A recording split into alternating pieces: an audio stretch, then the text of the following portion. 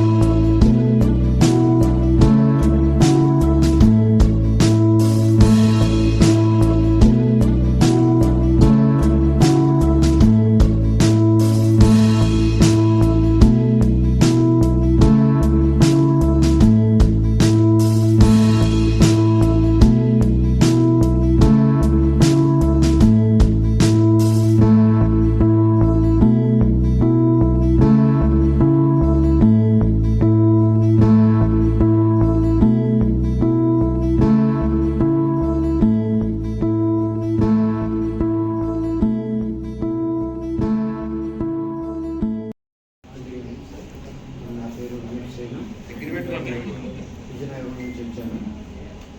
ఈ ప్రోగ్రాం నేర్చుకుంది ఏంటంటే గతంలో 2-3 ట్రైనింగ్ కోర్సు ఫీల్ అయ్యారు. ఇప్పుడు కొత్తగా నేర్చుకుంది ఏమంటే ఇంతవరకు ఏంటంటే ఒక లిమిట్గా ఆలోచించేవారు మేడం. ఇప్పుడు ఈ మీటింగ్తో బ్రాడ్గా ఆలోచించే అవకాశాన్ని కల్పించినట్టు అనిపిస్తుంది.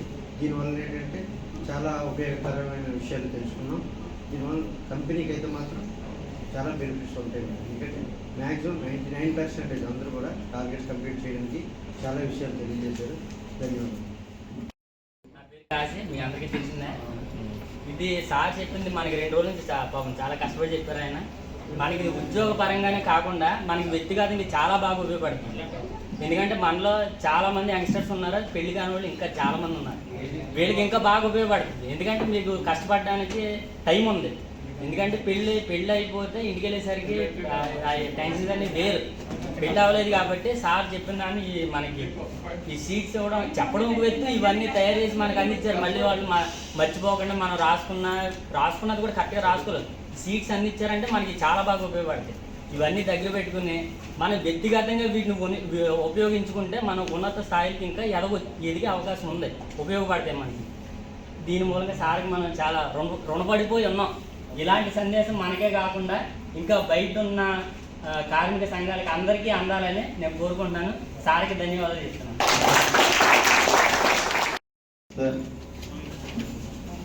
మనం రోజువారీ చేసే పనిలో కూడా మనం కష్టంగా చేయొచ్చు, కానీ దాన్ని తేలిగ్గా చేసుకోవడానికి కావాల్సినటువంటి అవకాశాలు ఇన్ని ఉన్నాయని చెప్పేసి ఫస్ట్ మనకి ఆయన ఎక్స్ప్లెయిన్ చేశారు. అలాగే రైతులతో మనం చాలా బాగా మెసులుతున్నాం. ఇంకా ఇంపాక్ట్ అయితే ఇంకా ఎంత బాగా రిజల్ట్స్ వస్తాయి అనే విషయం మనకి కళ్ళకట్లు చూపించి ఈ విధంగా పేపర్ మీద కూడా మనకి ఇచ్చారు. చాలా థ్యాంక్స్ అండి. 3 క్లాసులు చేస్తున్నాను.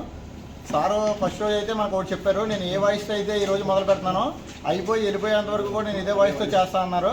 ఆయన నిజంగా చాలా గ్రేట్ అండి. ఆ వయసులో కూడా ఆయన ఫస్ట్ నుంచి ఏ వాయిస్ అయితే చెప్పారో లాస్ట్ వరకు అదే వాయిస్తో చెప్పారు.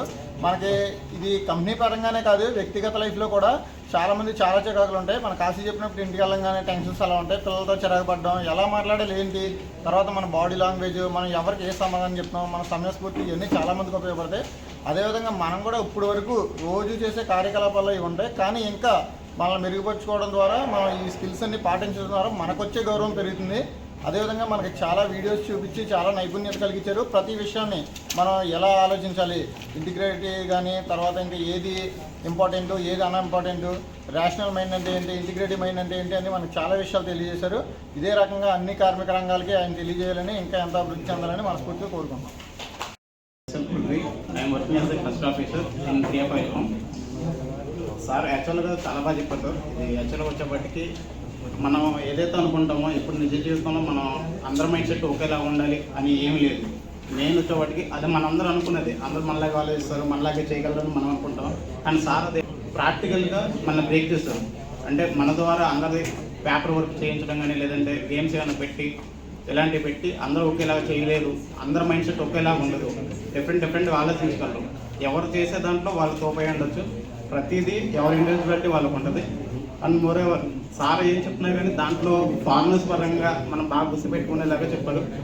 Thank you so much sir for being your motivation and support also. Thank you. అందరికీ నమస్కారం. నా పేరు నాగేశ్వరరావు, ఎఫ్ఎల్బీ కలెక్షన్ ఇన్ఛార్జ్. చాలా బాగుంది కార్యక్రమం. దీనివల్ల చాలా ఉపయోగం ఉంటుంది. మన స్కిల్ డెవలప్మెంట్కి అన్నిటికీ ఉపయోగపడుతుంది.